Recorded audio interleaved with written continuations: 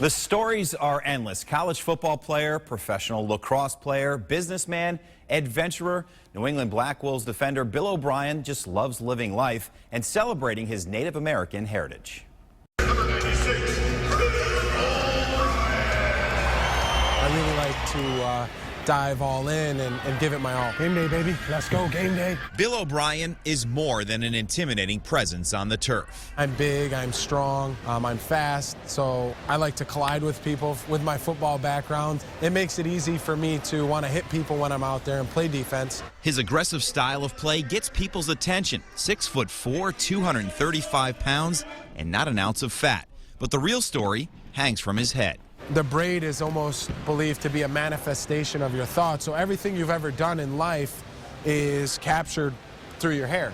We can go as far back as when I was 12 years old, this hair was with me. Many tales are twisted up in that braid. Some run deep. If only his hair could talk. Yeah, exactly. I don't know if I'd want it to talk. Each strand seems to have a story, like the time he climbed Mount Kilimanjaro, or the years he spent playing college football at Sacred Heart University in Connecticut, where his heritage piqued interest. I was the first Native American that a lot of people met. You know, and I played football down there, and people would be like, what do you mean you're Native Indian? Like, what do you mean? I was like, well, Onondaga, to be precise, Iroquois. And they're like, geez, I didn't even know. O'Brien says he wasn't raised a traditional Native American, but he has really embraced it.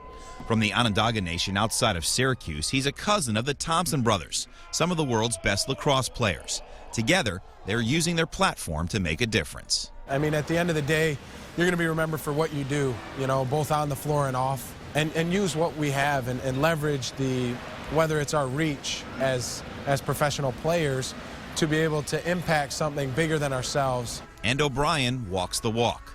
Along with family members and friends, he participated in protests against the Dakota Access Pipeline, which threatens the sacred land of the Standing Rock Sioux tribe in North Dakota. We realized that there was a real need for people to bring awareness, and what we did was we drove across country, kind of stood in solidarity with them, and using what we do, we're lacrosse players. In Native American culture, lacrosse is believed to be a medicine game, bring healing to communities, so what we did was we held a medicine game. You know, even for a day, bring positivity to a movement that was going on that we stand behind and we believe in. The 28-year-old says no matter what he does, he gives it his all. Lacrosse is just another example. Like his hair, his game is still growing. Mic'd up, baby. We're here with Big Cat, Kevin Crowley. How you doing, Kevin? Oh, hey! Why not get pumped up right now? Get fired up back in the Wolf Den. In high school, he gave up lacrosse to concentrate on football. 3 years ago, he got back into the game.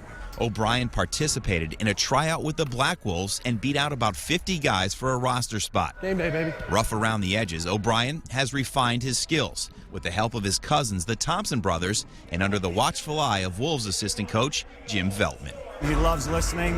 He's coachable, a real student of the game.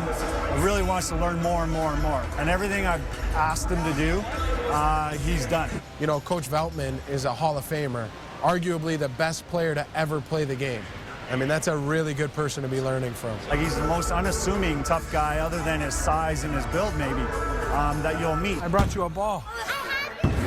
I like that shirt. I kind of get the feeling that some people look up to me. If you're a kid, I want you to be able to say, like, oh, wow, Bill's a nice person off the floor, but on the floor, no one wants to play against him.